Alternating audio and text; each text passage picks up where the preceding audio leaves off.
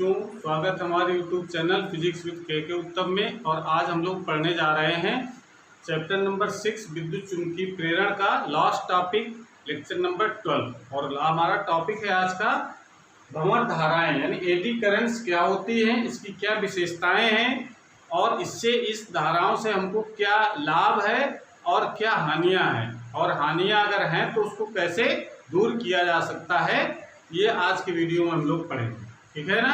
ये theoretical topic है, इसको केवल आपको समझना है और तैयार करना है। ठीक है।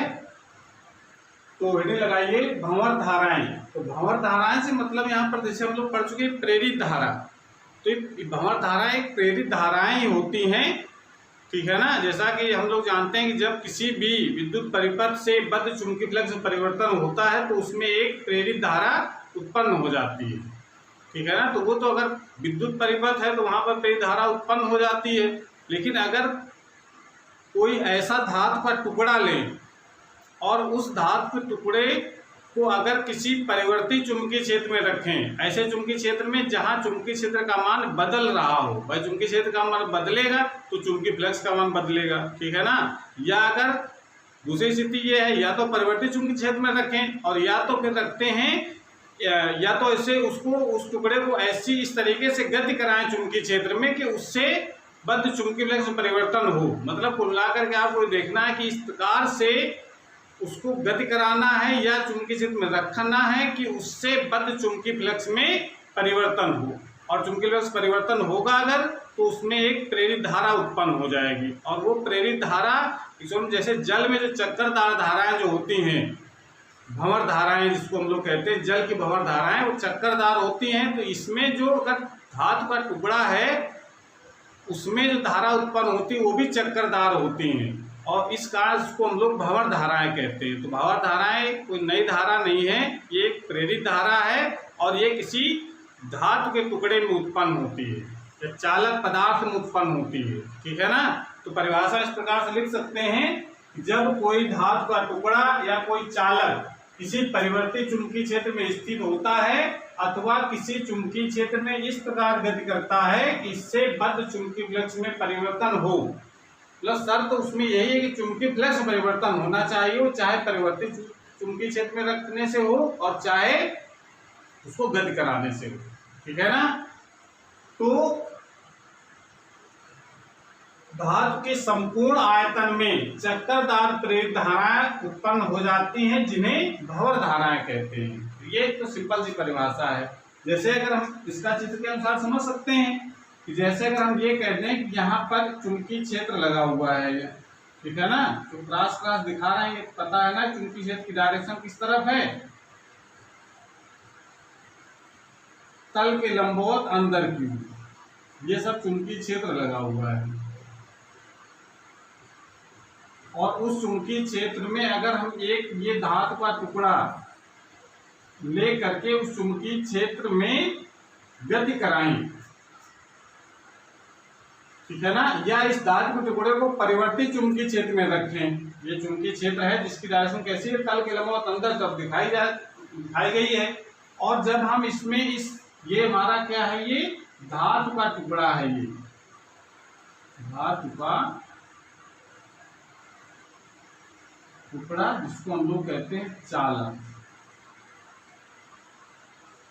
तो इसमें भंवर धाराएं यानी इसमें जो प्रेरित धारा उत्पन्न हो जाती है, भाई इसको गति कराएंगे तो क्या होगा, भाई ये पूरा क्षेत्रफल है इसके धातु के टुकड़े का, जब इसको हम अंदर ले जाएंगे तो इसका जो चुंबकीय क्षेत्र के अंदर का जो क्षेत्रफल है वो बढ़ेगा। चुंबकीय क्षेत्र के अंदर का क्षेत्रफल बढ़ेगा तो चुंबकीय फ्लक्स में परिवर्तन होगा, B/A होता है, तो B चेंज हो अगर चुंबकीय फ्लक्स परिवर्तन करना चाहते हैं, और या तो फिर A चेंज हो। फाई बराबर सूत्र पता है ना, फाई सूत्र क्या होता है, B/A। अगर इसको चेंज करना है फाई को तो दो तरीके से हो सकता है, या तो B के मान को चेंज करें तो फाई चेंज होगा, या तो A के मान को चेंज करें तो फाई चेंज होगा। तो अगर हम B को स्थिर मान लेंगे, B कांस्टेंट है, एक समान चुंबकीय क्षेत्र है, अगर इस चालक को अंदर बाहर करते हैं चुंबकीय क्षेत्र में तो A का मान चेंज होगा। भाई अगर चुंबकीय क्षेत्र इस चालक में या इस धातु के टुकड़े में जितना अंदर ले जाएंगे चुंबकीय क्षेत्र के अंदर का क्षेत्रफल जो है वो बढ़ेगा, और ए का मान बढ़ेगा तो फाई का मान बढ़ेगा, यानी चेंज होगा फाई, ठीक है ना। बाहर निकालेंगे तो ए का मान चुंबकीय क्षेत्र में क्या होगा, कम होगा, तो फाई का मान भी कम होगा। तो अंदर बाहर करने से ही भंवर धारा उत्पन्न होगी। इसके अंदर स्थिर रख देंगे और चुंबकीय क्षेत्र भी स्थिर है तो कोई भंवर धारा उत्पन्न नहीं होगी। बात समझ में आ रहा है। तो इसको जब हम अंदर बाहर करते हैं, यानी इस प्रकार से इसको बाहर गति कराया जाएगा, बाहर या अंदर कुछ भी, तो इसके अंदर भंवर धारा उत्पन्न हो जाती है और भंवर धारा की डायरेक्शन अंदर ले जाने पर दूसरी होगी, बाहर ले जाने पर दूसरी होगी, ठीक है ना। अगर अंदर ले जाने पर क्लॉकवाइज है तो बाहर ले जाने पर एंटी क्लॉकवाइज होगी, ठीक है ना। क्योंकि हमेशा जो प्रेरित धारा है वो उसमें चुंबकीय फ्लक्स परिवर्तन विरोध करती है। हम लोग लेंज के नियम से जानते हैं। जब हम अंदर ले जाएंगे तो क्या होगा, चुंबकीय फ्लक्स मान बढ़ेगा तो भंवर धारा उत्पन्न हो जाएगी। जब हम बाहर निकालेंगे तो चुंबकीय क्षेत्र का मान, चुंबकीय फ्लक्स का मान क्या होगा, घटेगा, तो भंवर धारा की दिशा पहले से विपरीत होगी, क्योंकि हमेशा उसका विरोध, अंदर ले जाने का विरोध, बाहर ले जाने का विरोध, हमेशा जिसके कारण उत्पन्न होगी उसी का विरोध करती है प्रेरित धारा, ठीक है ना। तो ये जो चक्करदार जो धारा उत्पन्न हो गई है, इसी को हम लोग कहते हैं भंवर धारा।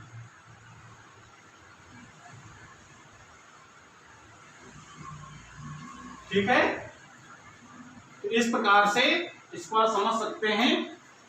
जैसे अगर ये तो हो गया कि स्थिर चुंबकीय क्षेत्र में अगर चुंबकीय जो धातु का टुकड़ा उसको गति कराया जाए, भंवर धारा उत्पन्न हो गई। अगर हम चुंबकीय क्षेत्र में किसी टुकड़े को गति कराएं तो भी चुंबकीय क्षेत्र का मान परिवर्तित होगा। जैसे अगर चुंबकीय क्षेत्र स्थिर है और यहाँ चित्र में जो दिख रहा है वही है, तो इसको हम इस प्रकार से भी दिखा सकते हैं कि जैसे अगर हम बात करते हैं कि तो चुंबकीय क्षेत्र यहाँ पर हमने बना लिया N और S चुंबक रख करके, ध्यान दीजिए यहाँ पर, देखिए इसमें हम देख लें, चेक कर ले इसमें दिख रहा है कि नहीं दिख रहा। तो ये चुंबकीय क्षेत्र हमने उत्पन्न कर लिया है N और S। इसके बीच में अगर टुकड़े को, कोई धातु का टुकड़ा है उसको लटका दें ऐसे, इसको हमने यहाँ पर क्या किया, इसको लटका दिया, यहाँ से आगे से बांध करके इसको लटका दिया। अब देखें जब इसको जैसे मान लेते हैं ये चुंबकीय क्षेत्र ऐसे दो चुंबकों के बीच उत्पन्न किया हमने और उसके टुकड़े को यहाँ पर गति कराना है ऐसे, तो इसको लटकाकर गति कराया जाए तो क्या होगा, चुंबकीय क्षेत्र तो यहाँ N और S के बीच में होगा। जब हम इसको गति कराएंगे तो चुंबकीय क्षेत्र इससे होकर गुजरने वाली जो बल रेखाएं होंगी वो चेंज होगा, ठीक है ना। वही अंदर जब अंदर बाहर होगा, इसके जब इधर से ऐसे गति करेगा क्या होगा, जो फ्लक्स रेखाओं में चेंज आएगा, और जब इसके बिल्कुल मध्य में होगा फ्लक्स रेखाएं सबसे ज्यादा गुजरेंगी, जब बाहर निकलेगा तो कम होंगी, इधर बाहर जाएगा तो कम होंगी, ठीक है ना। तो हर स्थिति में चूंकि फ्लक्स का मान चेंज होगा तो यहाँ प्रेरित धारा उत्पन्न हो जाएगी। और प्रेरित धारा इस प्रकार से उत्पन्न होगी कि जब ये टुकड़ा इसके अंदर आ रहा होगा तो प्रेरित धारा की दिशा आने का विरोध करेगी। तो आने का जब विरोध करेगी तो इसका मतलब है कि इसमें धारा ऐसी दिशा हो जाएगी कि ये वाला जो सिरा इस तरफ है ऐसे लटकाई गई है पत्ती, तो इधर वाला ध्यान दो, इधर वाला जो डायरेक्शन होगी, इधर वाली जो दिशा होगी तल की ऐसे, ठीक है ना। इधर वाली डायरेक्शन बात कर रहे हैं हम लोग, तो इधर वाली डायरेक्शन कैसी हो जाएगी, अगर अंदर आ रहा है ऐसे तो आने का विरोध, तो इसका इसमें चक्करदार जो धारा उत्पन्न होगी उस प्रकार से उत्पन्न होगी कि ये सिरा जो है एस का काम करने लगे। एस का मतलब इसमें डायरेक्शन कैसी हो जाएगी, क्लॉकवाइज। पता है ना, जैसे क्लॉकवाइज डायरेक्शन जब होता है तो ये सिरा एस बन जाता है, यानी नॉर्थ पोल क्या करेंगे, रिपल करेंगे, यानी अंदर आने का विरोध। जब ये अंदर होकर से गुजरेगा बाहर तरफ आएगा, भाई यहाँ पर चुंबकीय क्षेत्र लगा हुआ, इधर से आया, ऐसे जब आएगा तो यहाँ पर अंदर आने का विरोध, यानी एन अगर इधर, एस अगर इधर है तो एस यहाँ उत्पन्न होगा ताकि अंदर ना आने पाए, ऐसी धारा की डायरेक्शन होगी। और जब इससे गुजर करके जब दूर जाने लगेगा, दूर जाने का विरोध होगा, तो एस अगर इधर है तो इसमें क्या उत्पन्न हो जाएगा, एन, क्योंकि एन और एस क्या करेंगे, अट्रैक्ट करेंगे, तो बाहर जाने का विरोध। और अगर इधर से अंदर आ रहा है तो एस बनेगा, इससे एस और एस क्या करेंगे, रिपल करते हैं, ठीक है ना, तो अंदर नहीं आ पाएगा ये। तो इस प्रकार से धारा की डायरेक्शन चेंज होगी चुंबकीय फ्लक्स का मान बढ़ने पर और घटने पर, ठीक है ना। इस प्रकार से हम सिंपली कह सकते हैं कि जब भी कोई धातु का टुकड़ा किसी परिवर्तित चुंबकीय क्षेत्र में रखा हो या चुंबकीय क्षेत्र में इस प्रकार से गति करे कि उससे होकर गुजरने वाली बल रेखाओं की संख्या में परिवर्तन हो, यानी चुंबकीय फ्लक्स में परिवर्तन हो, तो उसमें एक प्रेरित धारा उत्पन्न हो जाती है। वो प्रेरित धारा जो चक्करदार होने के कारण उसको हम लोग भंवर धाराएं कहते हैं, ठीक है। तो इस प्रकार से आप इसको समझ सकते हैं, उसको नोट कर लेंगे और उसके बाद आती है इसकी विशेषताएं क्या होती हैं, और इन विशेषताओं की सहायता से ही हम लोग पढ़ेंगे कि इसका यूजेस क्या है, ठीक है ना। तो विशेषताएं क्या है इसकी, देखिए ये धाराएं चक्करदार होती हैं, ये तो विशेषता है इसकी, ये हमेशा राउंड में रहती हैं। दूसरी विशेषता ये धाराएं धातु के टुकड़े की गति अथवा चुंबकीय फ्लक्स परिवर्तन का विरोध करती हैं। ये तो प्रेरित धारा की विशेषता ही है कि जिसके कारण उत्पन्न हुई है उसी का विरोध, गति के कारण उत्पन्न हुई है तो गति का विरोध, चुंबकीय फ्लक्स में परिवर्तन का विरोध चुंबकीय फ्लक्स परिवर्तन के कारण ही उत्पन्न हुई है, इस कारण से दोनों स्थितियों का विरोध करती है वो, ठीक है ना। प्रेरित धारा जो लेंज का नियम है उसके आधार पर ये गुण लिखा गया है। तीसरा नंबर है भंवर धाराओं का मान चालक के प्रतिरोध के व्युत्क्रमानुपाती होता है, यानी चालक का अगर प्रतिरोध ज्यादा है तो धारा का मान कम होगा, ये तो हम लोग जानते ही हैं। प्रतिरोध हमेशा धारा के प्रवाह में रुकावट उत्पन्न करता है, तो अगर हम ऐसे धातु का यूज कर रहे हैं जिसका प्रतिरोध अगर ज्यादा है तो उसमें कम प्रेरित धारा उत्पन्न होगी, और जिसका प्रतिरोध कम है उसमें प्रेरित धारा ज्यादा उत्पन्न होती है, ठीक है ना। और तो ये तो उसकी विशेषता हो गई कि धारा अगर प्रेरित धारा के मान को कम करना है तो प्रतिरोध के मान को बढ़ाना पड़ेगा, ठीक है ना। अगला है ये धारा इतनी प्रबल हो सकती है, यानी इतनी धारा शक्तिशाली हो सकती है कि धातु का टुकड़ा गर्म होकर लाल तप्त हो सकता है। अगर धारा अगर धारा लगातार प्रवाहित की जाएगी या उत्पन्न होगी तो क्या होगा, धातु का टुकड़ा गर्म हो जाता है, और गर्म इतना कभी कभी गर्म हो जाता है कि वो पिघल भी सकता है। तभी इस गुण का यूज हम लोग प्रेरण भट्ठी में करते हैं, समझ में आ रहा है। और ये चूंकि गति का विरोध करती है प्रेरित धारा, तो गति का विरोध करने के लिए इसका यूज हम लोग ब्रेक में करते हैं, तो ट्रेन को रोकने में इसका यूज किया जाता है। ट्रेन की जो ब्रेकें हैं वो इसी गुण के आधार पर बनाई गई हैं जो विद्युत ट्रेनें हैं, ठीक है ना। और जो एक होती है प्रेरण मोटर, वो भी इस फ्लक्स परिवर्तन का विरोध जो करती है उसी गुण पर आधारित प्रेरण मोटर भी बनाई गई है। तो इसके अनुप्रयोग भी हम लोग पढ़ेंगे, तो इसको नोट कर लीजिए। पहले बात समझ में आ गया, इसके गुण बहुत आसान है। चक्करदार धाराएं होती हैं, ये धातु के टुकड़े की गति अथवा चुंबकीय फ्लक्स परिवर्तन का विरोध करती हैं। भंवर धाराओं का मान चालक के प्रतिरोध के व्युत्क्रमानुपाती होता है, यानी प्रतिरोध अधिक धारा कम, प्रतिरोध कम धारा अधिक। और धाराएं इतनी शक्तिशाली भी हो सकती हैं कि वो टुकड़ा बहुत गर्म भी हो सकता है, यानी जब भी प्रेरित धारा उत्पन्न होती है तो वो धातु का टुकड़ा गर्म हो जाता है, और कभी कभी इतनी प्रबल हो जाती हैं धाराएं कि वो पिघल भी जाता है गर्म होकर के। तो ये इसकी विशेषताएं, इसको नोट कर लीजिए। उसके बाद हम लोग पढ़ेंगे कि प्रेरित धाराओं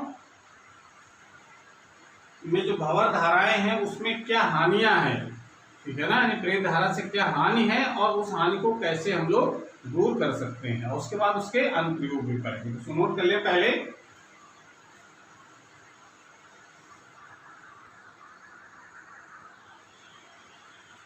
तो भंवर धाराओं से हानि तथा उन्हें कैसे कम किया जाएगा ये हम लोग आज पढ़ेंगे। तो भंवर धाराओं से हानि, तो पहले भंवर धाराओं से क्या हानि हो सकती है वो पहले जान लेते हैं। उसके बाद उस हानि को कैसे बचाया जा सकता है उस हानि से। तो जैसा कि हम लोग जानते हैं कि जब भी किसी धातु में भंवर धारा उत्पन्न हो जाती हैं तो वो गर्म हो जाता है, ठीक है ना। और ये भंवर धारा उत्पन्न कब होती हैं, जब परिवर्तित चुंबकीय क्षेत्र हो। तो परिवर्तित चुंबकीय क्षेत्र में अगर कोई धातु का टुकड़ा रखा तो उसमें भंवर धारा उत्पन्न होगी, ठीक है ना। तो ये नुकसान को कहाँ पर दिखाई पड़ता है, जो ट्रांसफार्मर होते हैं। तो ट्रांसफार्मर हमेशा जो प्रत्यावर्ती धारा पर कार्य करते हैं, कि प्रत्यावर्ती धारा की डायरेक्शन लगातार चेंज होती रहती है। ये हम लोग अगले टॉपिक में पढ़ेंगे, अगले वाले चैप्टर में पढ़ेंगे। प्रत्यावर्ती धारा वाला जो चैप्टर है उसमें पढ़ा जाएगा प्रत्यावर्ती धारा की क्या विशेषता है। लेकिन ये आप फिलहाल जानिए कि प्रत्यावर्ती धारा की दिशा लगातार चेंज होती है, ठीक है ना। और दिशा अगर चेंज होती है तो इसका मतलब है उससे गुजरने वाला चुंबकीय फ्लक्स का मान भी चेंज होगा।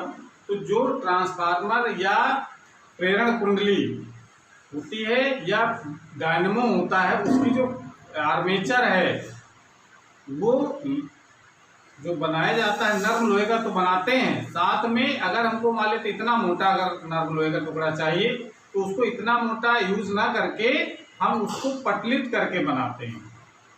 उसका रीजन है अभी हम बताएंगे। तो पहले आप ये जान लीजिए कि जो भंवर धाराओं से जो नुकसान हो रहा है कैसे हो जाता है।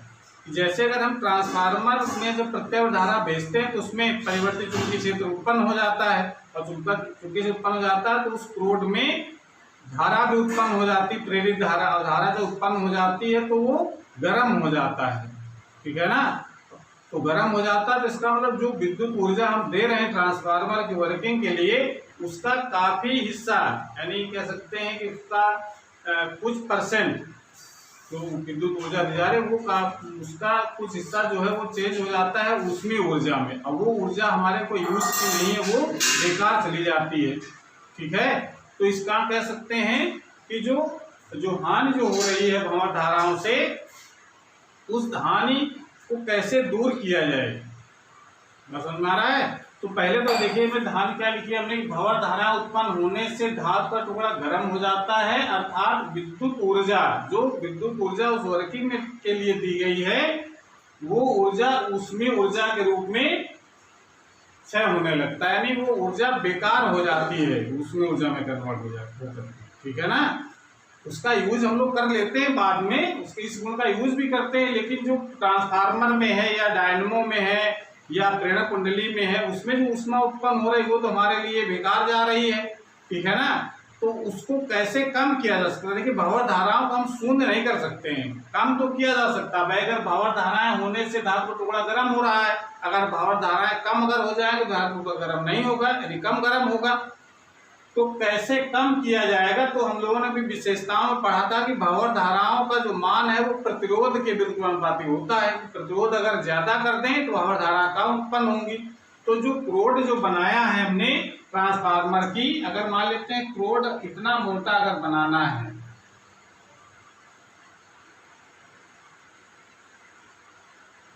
ये मान लेते हैं क्रोड अगर बनाना है तो इतना मोटा इकट्ठा न लेकर के हम लोग क्या करते हैं, उसको हम पत्तियां को जोड़ जोड़ करके इसको बनाते हैं। यानी आप ये समझ लीजिए कि इस टुकड़े को अगर हम इस प्रकार से रख दें,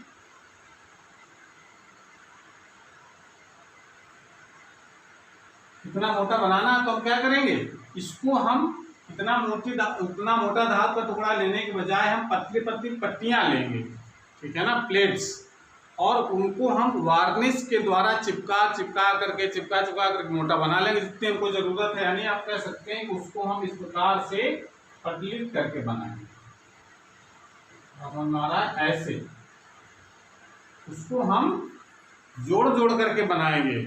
तो क्या होगा, वार्निश लगाने से क्या होता है, उसका जो प्रतिरोध है वो बढ़ जाता है। प्रतिरोध बढ़ जाएगा तो भंवर धारा कम उत्पन्न होंगी, और भंवर धाराएं कम उत्पन्न होंगी तो कम गर्म होगा, यानी जो ऊष्मा के रूप में जो ऊर्जा हमारी बेकार जा रही है वो बच जाएगी, ठीक है ना। तो पतलित करने से कॉन्सेप्ट सिर्फ ये है कि भंवर धाराएं कम करने का है। भंवर धाराएं शून्य करने का कोई रास्ता नहीं कि भंवर धाराएं किस तरीके शून्य कर लें। कम करने का रास्ता खोजा गया है कि अगर हम किसी भी क्रोड को अगर हम पतलित करके बना लें, पतलित करने से तात्पर्य क्या है कि उसको पत्तियों को चिपकाया जाए, किसके द्वारा, वार्निश के द्वारा। एक पत्ती रखी, वार्निश लगा दी, फिर दूसरी वार्निश लगा करके दूसरी पट्टी रखी, फिर वार्निश लगा दी, तीसरी पट्टी रखी, फिर वार्निश लगा दी, ऐसे करके चिपका करके आप इस तरीके से मोटा क्रोड बना सकते हैं। वो सिलिंड्रिकल भी हो सकता है। सिलिंड्रिकल अगर क्रोड बनाना है तो भी हम उसको पतलित करके बनाया जाएगा। कि मोटा पाइप लीजिए पहले, उसके बाद फिर उसके अंदर उसका पतला, उसके बाद उससे पतला, उसके पतला, इस प्रकार से उसको पतलित करना है। तो सिर्फ इसका कॉन्सेप्ट ये है कि भंवर धाराएं कम उत्पन्न हो। कम उत्पन्न होगी तो जो ऊष्मा के रूप में जो ऊर्जा बेकार जाती है वो बच जाएगी। ठीक है ना। तो कैसे कम कर सकते हैं? भंवर धाराओं को कम करने के लिए ट्रांसफार्मर, या सामने से यहाँ पे एक ही नाम लिखा है ट्रांसफार्मर, आप प्रेरण कुंडली लिख सकते हैं, या डायनमो की जो क्रोड है के क्रोड को पतलित करके बनाया जाता है। पतलित करने से तात्पर्य हम बताया कि उसको जो पत्तियां हैं उसको चिपकाना है वार्निश के थ्रू। और ये आपने देखा होगा ट्रांसफार्मर में जो ट्रांसफार्मर चाहे वो रेडियो के अंदर लगे हो ट्रांसफार्मर, चाहे टीवी के अंदर लगे हो, अगर कभी खोल के देखो तो पट्टियां जुड़ करके ट्रांसफार्मर बनाया जाता है। उसका कारण सिर्फ एक, भंवर धाराओं को कम किया जा सके जिससे ऊष्मा का लॉस ना हो। तो इस प्रकार से ये तो हो गए भंवर धाराओं से हानि और उन्हें कम करने के उपाय। ठीक है ना। एक भंवर धारा उत्पन्न होने से क्या होता है कि जो ऊष्मा के रूप में जो ऊर्जा बेकार जाती है वही हमारी हानि है। और उसको कम कैसे किया जाएगा कि अगर क्रोड बनाना है तो उसको हम एक मोटा धातु का टुकड़ा लेने के बजाय हम पतली पट्टियों को जोड़ करके बनाएंगे, जिससे उसका प्रतिरोध का मान बढ़ जाएगा और जिससे कारण उसकी भंवर धारा का मान घट जाता है। और भंवर धाराएं घट जाएंगे तो ऊष्मा कम उत्पन्न। ठीक है। अब जरा भंवर धारा अनुप्रयोग देख लीजिए, यानी उपयोग क्या है। हानि तो है भंवर धारा उत्पन्न होने से, लेकिन इसके यूजेस भी हैं। भंवर धाराओं से ज्यादा हम लोग क्या कर सकते हैं? इन भंवर धाराओं का उपयोग विद्युत ब्रेक में किया जाता है। भाई हमने बताया था विशेषताओं में कि हमेशा कोई धातु का टुकड़ा चुंबकीय क्षेत्र में गति करता है तो वो हमेशा जो भंवर धारा है उस गति का विरोध करती है। ठीक है ना। तो अगर पहिया अगर चल रहा है किसी ट्रेन का और उसमें अगर ब्रेक लगाना तो वहां पर परिवर्तित चुंबकीय क्षेत्र उत्पन्न किया जाता है, जिससे प्रेरित धारा उत्पन्न हो जाएगी। और प्रेरित धारा उत्पन्न हो जाएगी तो उस गति का विरोध करेगी और वो गाड़ी हमारी रुक जाएगी। ठीक है। दूसरा पॉइंट हमारा है कि इन धाराओं का उपयोग प्रेरण भट्ठी में किया जाता है। तो प्रेरण भट्ठी में जो अभी नुकसान हम लोग देख रहे थे उसी नुकसान का यूज यहाँ पर किया जा रहा है कि जब हम प्रेरित धारा उत्पन्न करते हैं तो वो टुकड़ा गर्म हो जाता है। ठीक है ना। अगर मान लो पिघलाना है तो पिघलाने के लिए अगर हम बहुत ज्यादा धारा उत्पन्न कर देंगे तो क्या होगा, वो धातु तो पिघल जाएगा। ठीक है ना। तो इसमें हम इस भट्ठी की तरह भी यूज कर लेते हैं। ठीक है ना। उस भट्ठी का जो सिद्धांत है, इंडक्शन जो फर्नेस है, वो इसी प्रेरित धारा के गुणों पर आधारित है। तो इन धाराओं का उपयोग प्रेरण भट्ठी में किया जाता है। इन धाराओं का उपयोग प्रेरण मोटर में किया जाता है। ये भी गति के विरोध करने से उत्पन्न हुआ है ये सिद्धांत प्रेरण मोटर का। ठीक है ना। प्रेरण मोटर में करते हैं। अगला पॉइंट है, इन धाराओं का उपयोग धारा मापी को दोलन रुद्र बनाने में किया जाता है। तो दोलन रुद्र बनाने का मतलब कि अगर धारा मापी तो जानते ही हैं, धारा मापी धारा नापने क्या होता है, उसमें जो सुई होती है वो दोनों तरफ जाती है। ठीक है ना। तो दोलन रुद्र का मतलब ये नहीं कि अगर धारा शून्य कर दें तो इधर चले जाए तो वाइब्रेट इधर जाए फिर लौट आए, ऐसा ना हो। अगर जिधर चले गए तो उधर बनी रहे। अगर जहाँ पर पहुंची है जिस मेजरमेंट पर, यानी 10 एम्पियर 5 एम्पियर जो भी धारा मेजर हो रही है, तो वहां पर सुई स्थिर बनी रहे, यानी वाइब्रेशन ना हो। उसके लिए भी हम लोग भंवर धाराओं का यूज करते हैं। तो इन धाराओं का यूज दोलन रुद्र बनाने में किया जाता है। दोलन रुद्र का मतलब जो वाइब्रेशन हो रहे हैं वो ना हो, सुई एक इस जगह स्थिर वो दिखाई पड़े। ठीक है ना। तो इसका भी यूज करते हैं हम लोग भंवर धाराओं में। तो इस प्रकार से ये इसके अनुप्रयोग हैं। तो इसको आप तैयार कर लेंगे। थ्योरेटिकल टॉपिक है, इसको कई बार आप पढ़ेंगे तो बिल्कुल हम समझते हैं कि आपको बिल्कुल एकदम क्लियर हो जाएगा कि भंवर धाराएं क्या होती हैं, इसकी क्या विशेषताएं हैं और इन भंवर धाराओं से क्या हानि है और उस हानि को कैसे हम दूर कर सकते हैं और भंवर धाराओं का यूजेस क्या है, यानी प्रयोग क्या है उसके। ठीक है। तो अगर ये वीडियो अच्छा लगा हो तो इसको लाइक करें और कमेंट करके बताएं कि वीडियो कैसा है। और अगर चैनल में नए हैं तो इसको चैनल को सब्सक्राइब भी करें, जिससे नए जो वीडियो अपलोड हो उसकी नोटिफिकेशन आपके पास सबसे पहले पहुंच जाए। तो ये आज हमारा जो चैप्टर नंबर 6 था, आज से हमारा चैप्टर नंबर 6 खत्म होता है। अगला जो टॉपिक हमारा होगा एक नए चैप्टर के साथ। तब तक पढ़ाई करते रहिए। Thank you.